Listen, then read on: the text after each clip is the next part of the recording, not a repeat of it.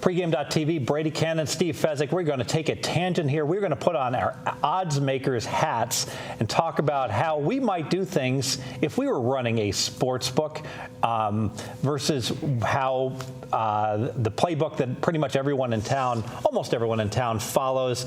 Let me go ahead and, Brady, if I can, outline that playbook and then we can talk about it. Sure, absolutely. Pretty much conventional wisdom says deal the lines, get balanced action. Right.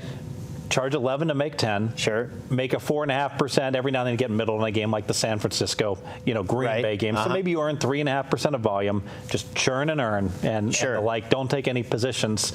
And recently, we've seen some books differ from that. I think Joe Lupo on the Starters was the first one that really discussed, hey, I'm trying to skew my numbers to help my hold. I'm trying to do things to improve. If I know it's late on a Saturday night and I have no pros in the house, and the total on the Phoenix second half total is 102 everywhere, I'm going to make it 103 because they're going to bet over against me anyways. So right. He would do things to try to get a higher hold with with his numbers. But that was kind of like ahead of his time. Most people don't do that. What's your feeling about that? Well, I think.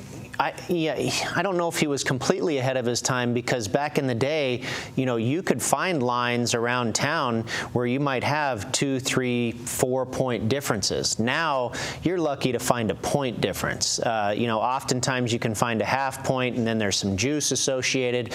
But I think back, way back when, there was a little bit more freedom with these bookmakers in quite setting their own lines, so to speak, rather than just the copycat formula. I don't think they were actually setting the lines. I just think that they would start their numbers as best they could, and then someone would come in and throw a couple bombs, and maybe this would go from 10 to 8, but it was still somewhere else. Someone laid it, and it went from 10 up to 10.5 at the Landmark or somewhere at the Dunes. Sure. And it wasn't on the screen, so you actually had to have people calling. And I think it wasn't so much that the odds makers were consciously dealing a number off market as they were just taking bets, and they wouldn't move on air. They would just move based on their bets. That makes sense. And with so much information today online and whatnot, they can all get that information immediately. And so I think that's maybe why you see a more, static market, if you will. It's interesting, too, what happens is that we've seen this before, this model, Sportive Kings, before your time, I believe, but they came into town and they went in, thumped their chest and took really big bets. And they didn't put their horse racing into the pari-mutuel. They just booked their own, the bets that came through. And same thing with sports. They would take big bets on sports, and they got crushed. They actually got one right out of business, bankrupt, and the like. And the problem with this is, I'm a huge believer. You get like a Nick Bogdanovich, a super smart cookie, all right?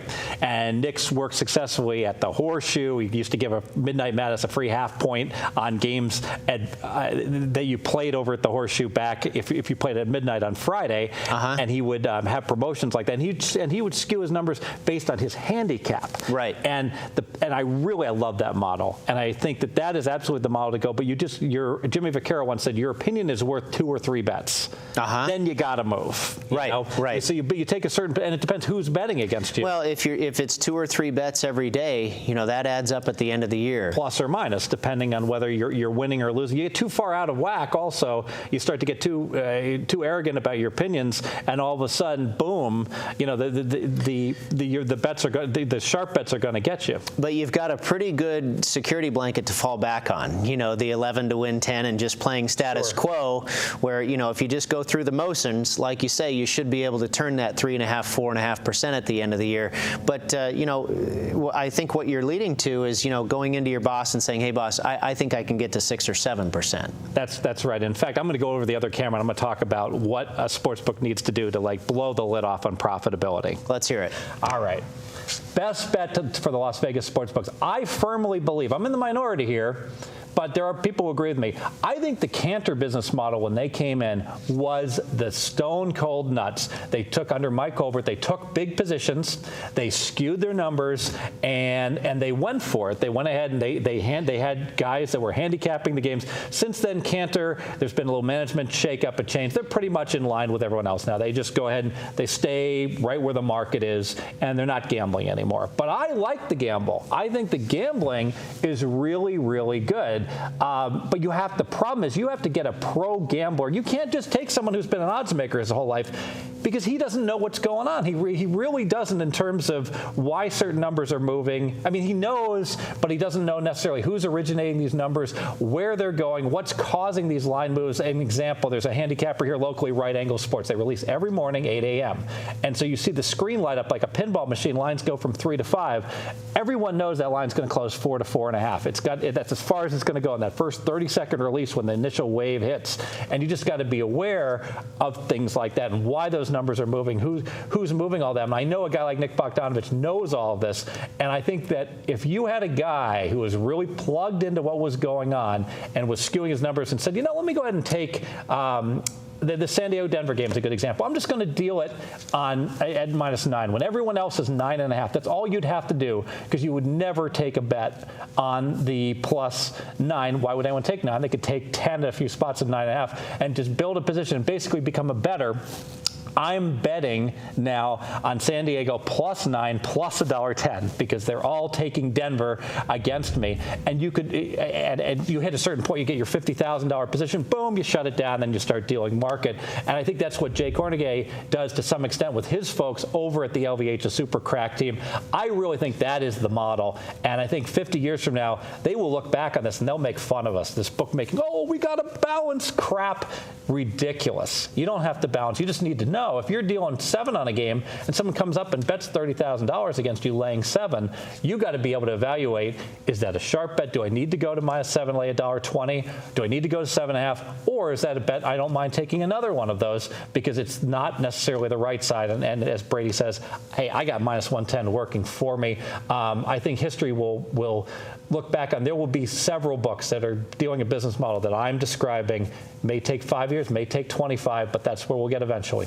It'd be more fun, wouldn't it? And an aggressive marketplace would be great, I think. Absolutely. And I think I'd like to know your opinion. My guess would be the 3 most aggressive books in town are the LVH, Cantor, and South Point.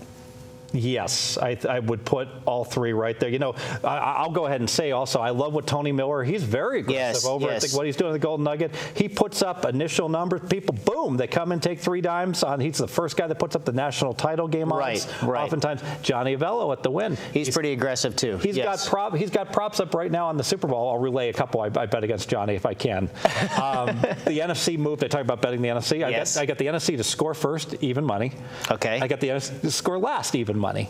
Because the AFC was -1 on the initial Super Bowl line. Right. And so it moved to the NFC being favored, but I knew those props were out there, and I said, you know what? Let me go ahead and grab them because I don't want to lay 2.5 on the NFC when I can take them. I mean, now watch the AFC, watch what happens. Seattle makes the Super Bowl, and they go down 3-0 and win 38-6, and I lose both of my silly bets. But Well, a perfect example of a book being aggressive, and it caused them some liability. In the end, it all worked out okay, but I like the position that they're taking because it gets them publicity, it brings people into their store, and that's Jay Kornegay offering Alabama at 1,000 to 1. Yes. He almost took a big hit on that, but he did not.